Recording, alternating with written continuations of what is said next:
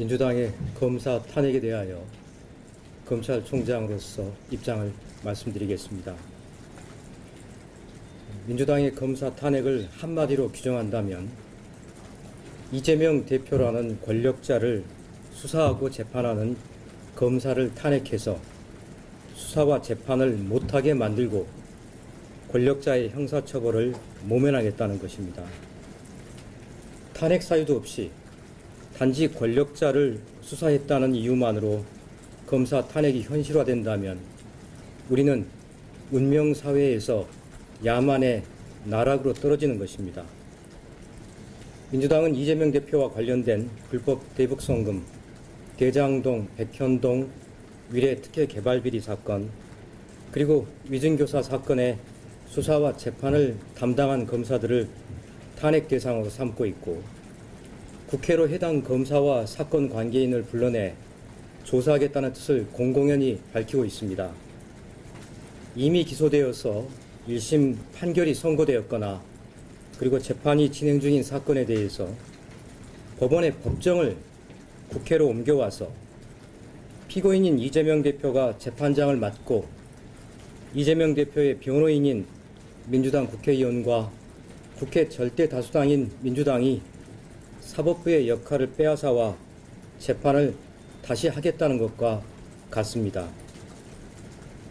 이 탄핵은 첫째, 헌법을 위반하는 위헌 탄핵입니다. 민주당과 국회가 사법부의 권한인 그리고 사법부의 역할인 재판권을 빼앗아 와서 직접 재판을 하겠다는 것입니다. 이는 헌법 101조에 사법권은 법원에 속한다는 규정을 위반해서 헌법상 삼권 분립과 법치주의에 정면으로 반하며 사법부의 독립과 판사의 독립을 송두리째 무너뜨리는 위헌 조치입니다. 둘째, 법률을 위반한 위법 탄핵입니다. 국정감사 및 조사법 제8조는 제목의 검사 또는 감사 또는 조사의 한계라고 해서 국회의 감사나 조사는 재판과 수사에 관여할 목적으로 행사되어서는 아니 된다라고 규정하고 있습니다. 이는 국회의 권한에 대한 본질적인 한계를 규정하고 삼권 분립과 법치주의를 명확히 하고 있는 것입니다. 민주당의 탄핵 추진은 이처럼 헌법과 법률을 위반한 위법 탄핵입니다. 셋째, 사법방해 탄핵입니다.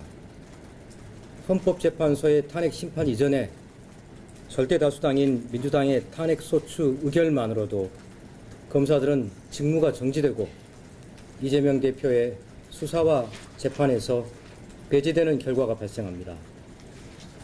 더구나 민주당은 법원과 판사를 향해서도 재판부를 인정할 수 없다, 판사도 선출해야 한다, 검찰과 법원이 악의 고리로 연결되어 있다, 재판부를 퇴출할 수 있는 방안을 찾아야 한다 라고 하면서 검사를 겁박하고 법원과 판사에게 외압을 가하여 공정한 수사와 재판이라는 형사사법 시스템의 근간을 무너뜨리는 시도를 계속하고 있습니다.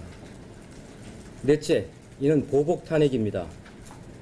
이재명 대표를 수사한 검사를 타겟으로 삼아서 좌표를 찍고 그 검사를 공격하며 직무를 정지시키고 국회로 불러내서 명예를 깎아내리고 탄핵 소송의 대상이 되게 해서 권력자에 대한 수사 의지를 꺾고 손을 떼게 하려는 것입니다. 다른 검사들에게도 본보기를 보여서 위축시키려는 보복 조치입니다. 다섯째, 이재명 대표의 방탄을 위한 방탄 탄핵입니다. 우리 국민은 민주당의 탄핵 조치, 탄핵 시도가 법정 안에서 유무죄가 가려지는 사법 시스템을 무시하고 법정 밖으로 사건을 끌어내서 이재명 대표의 형사처벌을 모면하려는 것임을 잘 알고 있습니다. 그에 더해서 아예 사법 시스템을 무너뜨려 이재명 대표에 대한 형사처벌 자체를 근본적으로 지워버리겠다는 방탄을 목적으로 하는 시도입니다. 민주당의 검사 탄핵은 우리 국민이 지금껏 오랜 세월 동안 애써 지켜온 헌법과 법치주의를 파괴하고 공동체의 상식을 붕괴시키는 것입니다.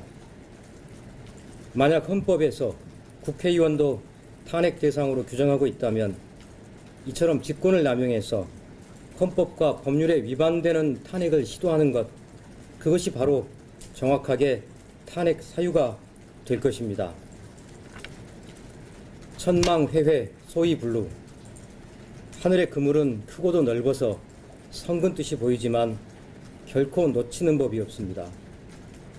검사 몇 명을 탄핵한다고 해서 있는 죄가 없어지지도, 있는 죄가 줄어들지도, 형사처벌을 모면할 수도 없습니다.